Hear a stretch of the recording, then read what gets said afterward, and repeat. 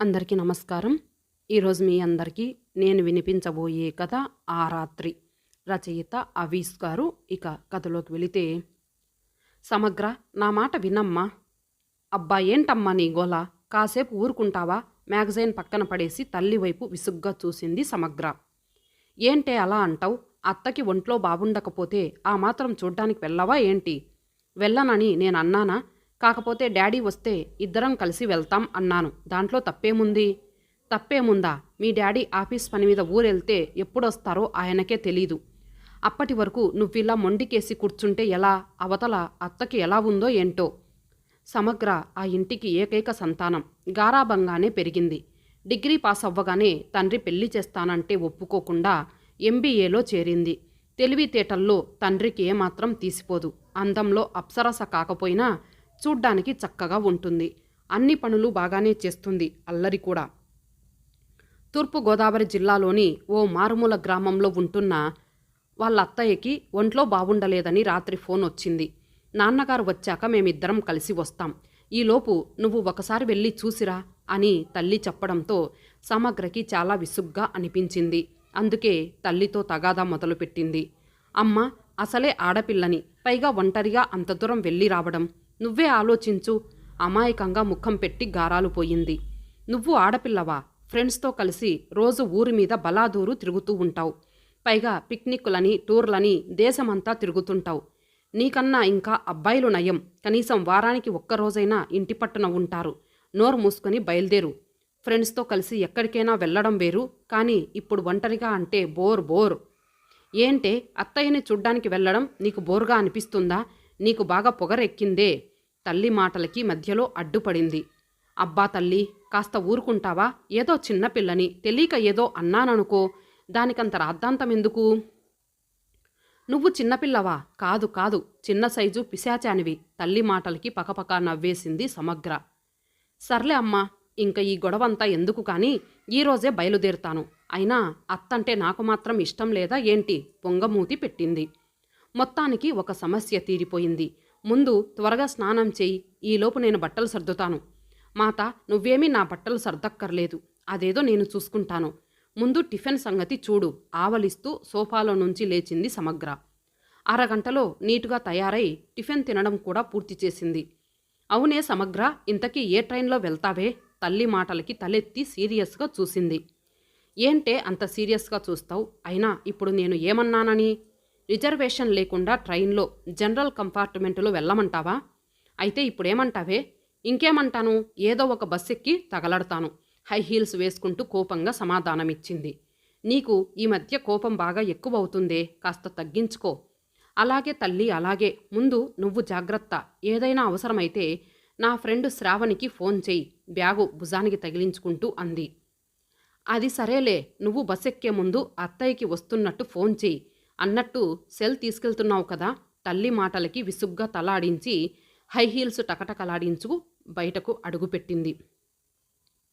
4 రోడ్ల జంక్షన్లో సమగ్ర బస్సు దిగే సమయానికి రాత్రి 8:30 అవుతోంది. అసలే చలికాలం, పైగా దట్టమైన చీకటి. సమగ్ర కర్చీపుతో ముఖం తుడుచుకుంటూ చుట్టూ పరిశీలనగా చూసింది. ఎక్కడా ఆటోలు కనిపించలేదు. కనీసం రిక్షా కూడా లేదు. షిట్, ఏంటి ఇలా బుక్ అయ్యాను? పైగా అత్తయ్యకి బస్ ఎక్కే ముందు ఫోన్ చేయడం కూడా మర్చిపోయాను. గాఢంగా నిట్టూర్చింది. నిమిషం తర్వాత దగ్గరలో ఉన్న బడ్డీ కొట్టుని సమీపించింది. చిన్న హెల్ప్ కావాలి, పొలైట్గా ప్రశ్నించింది. చెప్పండమ్మా, అంతే పొలైట్గా సమాధానమిచ్చాడు కొట్టు యజమాని. దుర్గాపురం వెళ్ళడానికి ఆటోలు ఏమైనా దొరుకుతాయంటారా? ఆటోలా? ఈ టైంలోనా? లేదమ్మా, 6 దాటితే ఆ రోడ్డు వైపు ఎటువంటి ఆటోలు తిరగవు. అలాగా? కనీసం రిక్షాలేమైనా దొరుకుతాయా? ఆమె కంఠంలో ధ్వనించిన ఆతృత కొట్టువాడు స్పష్టంగా గమనించి తల అడ్డంగా తిప్పాడు. సమగ్ర అసహనంతో నసలు చిట్లించింది. ఏమి చెయ్యాలో తెలియక చుట్టూ చూసింది. దూరంగా హైవేపై పోతున్న వెహికల్స్ కనిపించాయి. ఆకాశం నిర్మలంగా ఉంది. ఆ ప్రాంతమంతా దాదాపు నిశ్శబ్దంగా ఉంది. ఇంతలో బడ్డీ కొట్టువాడు షాప్ మూయడానికి ప్రయత్నాలు ప్రారంభించాడు. సరే, అత్తయ్య వాళ్ళకి ఫోన్ చేసి చూద్దాం మనసులో అనుకుని బ్యాగులో నుంచి సెల్ ఫోన్ బయటకు తీసింది. ఇంతకీ కవరేజ్ ఉందో లేదో అనుకుంటూ సెల్ని ఆన్ చేసింది. కానీ సెల్ సరిగ్గా పనిచేయలేదు. ఆమెకు అర్థమైంది సెల్ ఛార్జింగ్ అయిపోయిందని. నీరసంగా ముఖం పెట్టి సెల్తో నుదురు కొట్టుకుంది. రావడానికి కారణమైన తల్లి మీద విపరీతమైన కోపం వచ్చేసింది సమగ్రకి. అంతా నీ వల్లే వచ్చింది. ఇంటికి రాగానే నిన్ను ఏం చేస్తానో చూడు మనసులో తల్లిని తిట్టుకుంది. ఆ జంక్షన్లో స్ట్రీట్ లైట్స్ దాదాపు వెలగడం లేదు. బడ్డీ కొట్టువాడు దాదాపు షాప్ మూసేశాడు. తాళం వేస్తుండగా సమగ్ర ఆదుర్దాగా ప్రశ్నించింది. దయచేసి నేను దుర్గాపురం చేరడానికి మీరేదైనా హెల్ప్ చేయగలరా ప్లీజ్? ఆమె ముఖంలోని నిస్సహాయతకి అతడు జాలిపడ్డాడు. లేదమ్మా, నేనేమీ చెయ్యలేను. అయినా మీలాంటి ఆడపిల్లలు ఇంత రాత్రి వేళ రావడమే తప్పు. పైగా ఆటోలు నడవని టైంలో ఏం చెయ్యాలో నాకు తోచడం లేదు. అతడు ఆలోచనలో పడ్డాడు. దుర్గాపురానికి నడిచి వెళ్తే ఎంత టైం పడుతుంది? ఎంత లేదన్నా 3/4 గంట పడుతుందమ్మా. ప్రస్తుతానికి నడిచి వెళ్ళడం తప్ప మరో మార్గం కనిపించడం లేదు. షాప్కి తాళం వేయడం పూర్తి చేస్తూ సమాధానమిచ్చాడు బడ్డీ కొట్టు యజమాని. Oh god, what a punishment! It's horrible. ఈ చీకట్లో నడిచి వెళ్ళడమంటే. ఆపై ఆలోచించడానికి మనసొప్పక విసుగ్గా హైహీల్స్తో నేలని తన్నింది. వాతావరణం చాలా చల్లగా ఉంది. ఉండి ఉండి చలిగాలులు వీస్తున్నాయి. సరే, నేను నడిచే వెళ్తాను. చాలా థ్యాంక్స్. సమగ్ర వెనక్కి తిరిగి దుర్గాపురం వెళ్లే రోడ్డు వైపు అడుగులు వేసింది. రోడ్డంతా దాదాపు చీకటిగా ఉంది. దానికి తోడు అంతా గతుకులమయం. తొందరగా నడవడానికి కూడా వీలు కాని పరిస్థితి. ఈరోజు నా టైం బాగోలేదు. లేకపోతే ఏమిటిదంతా? వెళ్ళడానికి ఆటోలు లేకపోవడం, ఆపై సెల్ ఫోన్ ఛార్జింగ్ అయిపోవడం. అయినా తను ఎంతసేపు తన గురించే ఆలోచిస్తుంది. అత్త గురించి అస్సలు ఆలోచించడం లేదు. పాపం అత్తయ్య హెల్త్ కండిషన్ ఎలా ఉందో ఏమిటో.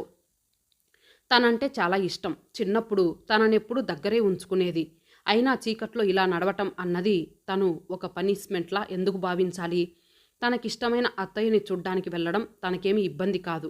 లైఫ్లో ఇష్టం లేని ఇన్సిడెంట్స్ ఎన్నో జరుగుతుంటాయి. అంత మాత్రాన ఆమె ఆలోచనలు రకరకాలుగా సాగుతున్నాయి. రోడ్డుకి ఇరువైపులా ఉన్న చెట్లు గాలికి అటూ ఇటూ ఊగుతూ జుత్తు విరబోసుకున్న దెయ్యాన్ని గుర్తుకు తెప్పిస్తున్నాయి. ఆకాశంలో చంద్రుడు కురిపిస్తున్న మసక వెలుతురులో రోడ్డు అస్పష్టంగా కనిపిస్తోంది. బహుశా రాత్రి సమయంలో ఆ రోడ్డుపై ఎవరూ సంచరించరేమో. చలిగాలికి ఒళ్ళు జలధరిస్తోంది. సమగ్ర 2 చేతులు కట్టుకుని వడివడిగా అడుగులు వేస్తోంది. చీకటి రాత్రి, నిశ్శబ్దం, ఆపై ఒంటరిగా ప్రయాణం. శ్రావణి, నువ్విప్పుడు తోడుగా ఉంటే ఎంత బాగుంటుంది. నీ కబుర్లు వింటూ ఉంటే అసలు టైమే తెలీదు. యూ నాటి గర్. తన స్నేహితురాల్ని తలుచుకొని భారంగా నిట్టూర్చింది. అప్పటికి 1/4 గంట గడిచింది. మసక చీకట్లో గతుకుల రోడ్డు మీద నడక అలవాటు కావడంతో సమగ్ర మరికాస్త వేగంగా నడవడం ప్రారంభించింది. ఎవరూ తోడు లేకుండా ఈ చిమ్మ చీకట్లో ఇలా ఒంటరిగా నడుస్తూ వెళ్లడం నిజంగా ఇట్స్ ఏ థ్రిల్లింగ్ ఎక్స్పీరియన్స్. ఆమె మనసులో నవ్వుకుంది. కొంతసేపటి తర్వాత తనకెందుకో అనీజీగా ఫీల్ అవ్వడం ప్రారంభించింది. తనని ఎవరో అనుసరిస్తున్నారన్న అనుమానం పట్టి పీడించసాగింది. మొదటిసారి సమగ్రకి భయం వేసింది.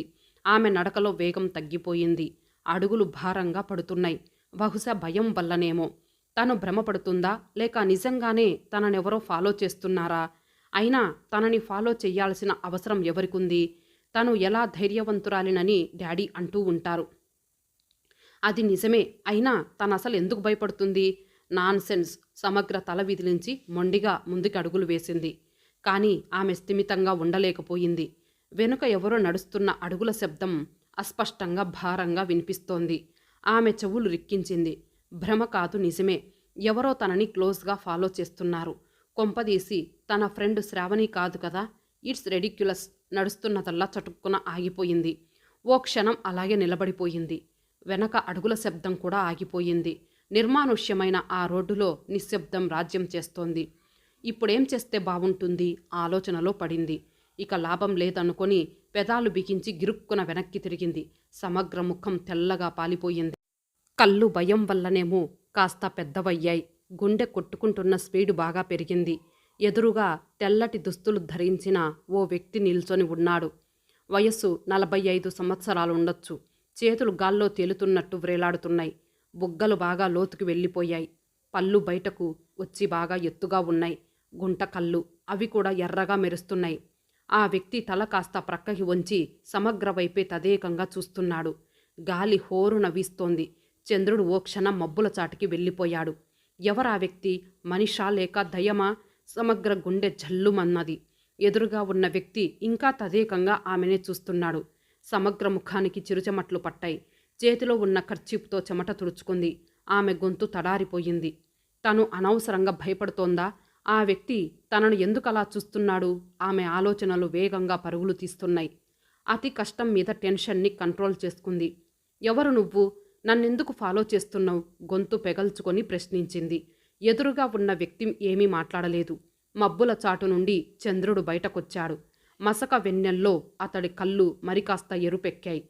అడుగుతుంది నిన్నే. ఎవరు నువ్వు? నన్నెందుకు ఫాలో చేస్తున్నావు? ధైర్యాన్ని కూడా తీసుకొని మరలా ప్రశ్నించింది. ఆ వ్యక్తి ఏమీ సమాధానం చెప్పలేదు. కానీ నవ్వాడు. అసలే ఎత్తు పళ్ళు. నవ్వుతుంటే మరి కాస్త ముందుకి పొడుచుకొచ్చి భయంకరంగా కనిపించాయి. సమగ్రకి ధైర్యం ఒక్కసారిగా దిగజారిపోయింది. భుజానికి వ్రేలాడుతున్న బ్యాగుని బిగించి పట్టుకుంది. తనకి దెయ్యాలంటే నమ్మకం లేదు. కానీ ఎదుటనున్న వ్యక్తిని చూస్తుంటే దెయ్యమేమోనన్న అనుమానం కలుగుతోంది. దెయ్యాలకి పాదాలు వెనక్కి తిరిగి ఉంటాయంటారు. ఊపిరి బిగపెట్టి ఆ వ్యక్తి పాదాల వైపు చూసింది. లూజుగా ఉన్న తెల్లటి ప్యాంటు పాదాల్ని పూర్తిగా కప్పేస్తోంది. పాదాలు సరిగ్గా కనిపించడం లేదు. ఇప్పుడేం చెయ్యాలి? ముందు ఇక్కడ నుంచి తొందరగా వెళ్ళిపోవాలి మనసులో అనుకొని వెనక్కు తిరిగింది. కానీ అడుగులు ముందుకు పడలేదు. కాళ్ళు సన్నగా కంపిస్తున్నాయి. ఎందుకో సందేహం వచ్చి వెనక్కి తిరిగింది. చలిగాలి బలంగా వీచింది. ఆ వ్యక్తి పొడవైన జుత్తు అటూ ఇటూ ఎగురుతోంది. ఇంకా నవ్వుతూనే ఉన్నాడు. ముఖం మరికాస్త భయంకరంగా మారింది. చటుక్కున ముఖాన్ని తిప్పేసుకొని వడివడిగా అడుగులు ముందుకు వేసింది. వెనక అడుగుల చప్పుడు మరలా వినిపిస్తోంది. అంటే ఆ వ్యక్తి మళ్ళీ తనని ఫాలో చేస్తున్నాడు. నిజంగా అతడు మనిషేనా? కాదు, ఇంతసేపు తనని ఫాలో అవుతున్నాడు. పైగా భయంకరంగా ఉన్నాడు. తెల్లని బట్టలు కూడా వేసుకున్నాడు. ఆ పండ్లు ఎంత భయంకరంగా ఉన్నాయి. డెఫినెట్గా అతడు మనిషి కాదు. సమగ్ర ఏదేదో ఆలోచిస్తోంది. నడకలో వేగాన్ని మాత్రం తగ్గించలేదు. వెనక అడుగుల చప్పుడు వినిపిస్తూనే ఉంది. కొద్దిసేపటి తర్వాత దూరంగా కొద్దిపాటి వెలుతురు కనిపించింది. హమ్మయ్య, దుర్గాపురం దగ్గరవుతోంది. మరికొద్దిసేపు నడిస్తే చాలు, గండం గట్టెక్కినట్టే. ఆమెకి ధైర్యం కలిగింది. చిన్నగా నిట్టూర్చి వడివడిగా నడవసాగింది. సమగ్ర వెనక అడుగుల చప్పుడు సడన్గా ఆగిపోయింది. ఆమె చెవులు రిక్కించింది. అడుగుల చప్పుడు అస్పష్టంగా కూడా వినిపించడం లేదు. ఏమై ఉంటుంది? ఆ వ్యక్తి మధ్యలో ఆగిపోయాడా? లేక ఇంకేమైనా చెయ్యబోతున్నాడా? ఆమె గుండె వేగం మళ్ళీ హెచ్చింది. ఊపిరి బిగపట్టి వెనక్కి తిరిగింది. వెనక ఎవరూ కనిపించడం లేదు. అరే, ఇంతలోనే ఆ వ్యక్తి ఎలా మాయమయ్యాడు? ఆమెకంతా అయోమయంగా ఉంది. రకరకాలుగా ఆలోచిస్తూ తల త్రిప్పి ప్రక్కకి చూసింది. నెత్తిమీద బాంబు పడినట్టు తుల్లిపడింది. ఎదురుగా కనిపించిన దృశ్యం ఆమె వెన్నులో వణుకు పుట్టించింది. రోడ్డుకు ఎడమవైపున పెద్ద చింత చెట్టు ఒకటుంది. ఆ చింత చెట్టు కొమ్మల్ని పట్టుకొని ఆ వ్యక్తి వ్రేలాడుతున్నాడు. బలంగా వీస్తున్న గాలికి ఆ వ్యక్తి ధరించిన తెల్లటి బట్టలు రెపరెపలాడుతున్నాయి. పొడవైన జుట్టు ముఖం మీద పడి వ్రేలాడుతోంది. ఆ జుట్టు సందుల్లోంచి కళ్ళు మాత్రం ఎర్రగా మెరుస్తున్నాయి. ఆ కళ్ళు సమగ్రని తదేకంగా చూస్తున్నాయి.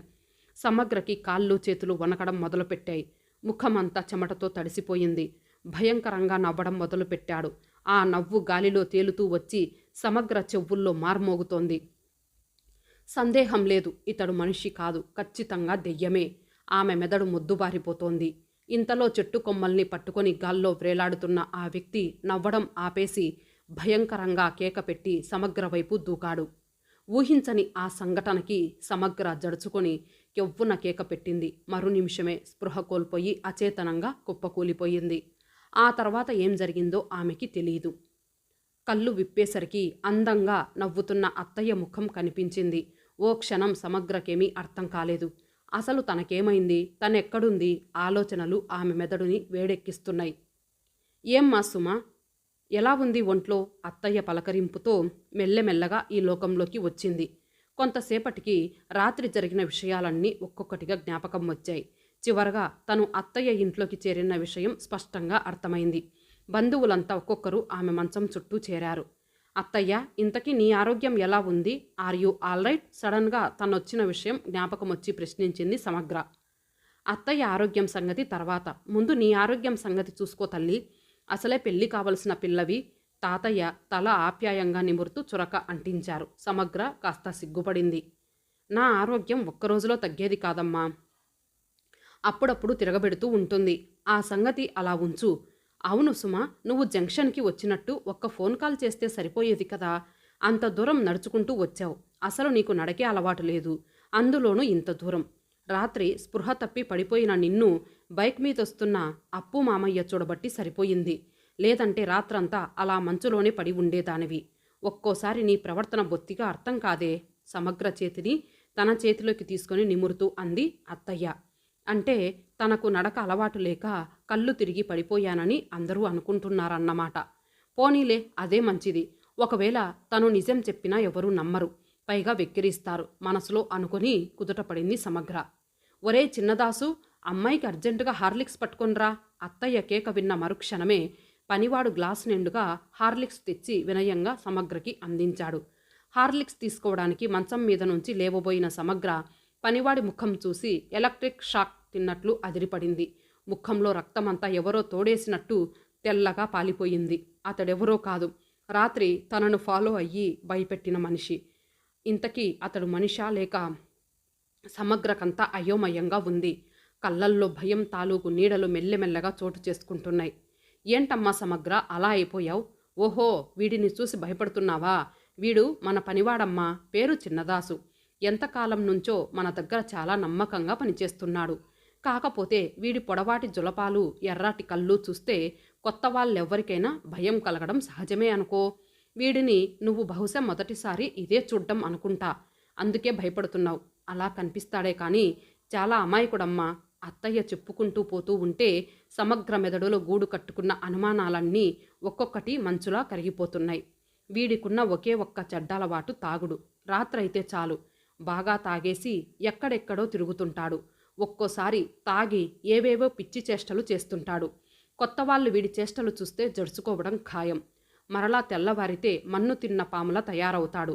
ఎన్నోసార్లు తాగుడు మానమని చెప్పి చూశాను, వింటేనా వెధవ రాస్కెల్. అసలు అనాల్సింది వీడిని కాదు. అత్తయ్య అలా నాన్ స్టాప్గా మాట్లాడుకుంటూ పోతుంది. అంటే తను ఊహించుకున్నదంతా నిజం కాదు.